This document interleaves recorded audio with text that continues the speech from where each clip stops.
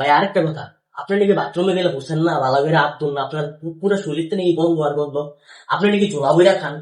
কে কইছি রে? এটা কে দেবো? আপনার বন্ধু রকি। রকি কই? আমি কি দিন রকি বই যেটা মধ্যে এরা ভাই না, আরো আরো অনেক কিছু কইছে, আপনি নাকি নেশা পানি আর কি কি কইছে? আমার কি কি কইছে ক? নেশা পানি করেন, আবার কোন মায়ের লোক নাকি, আবার বলে কোন জায়গায় মায়েরা ধরা খেয়ে মায়েরও খাইছেন, আবার নাকি আপনি ওই যে এটাও খান রাত্রে মিলে খাইয়া বলে এই 3 দিন আসলাম এত কাহিনী। ভাই কি কমু আপনার, আপনার নামে এত বদনাম, এত বদনাম।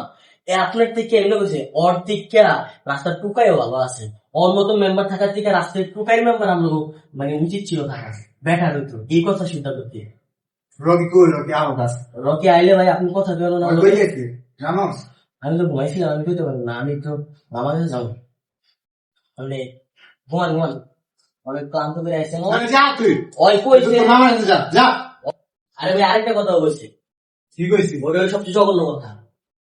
কথা হলো আপনি বলে মাওয়ার পোলা খা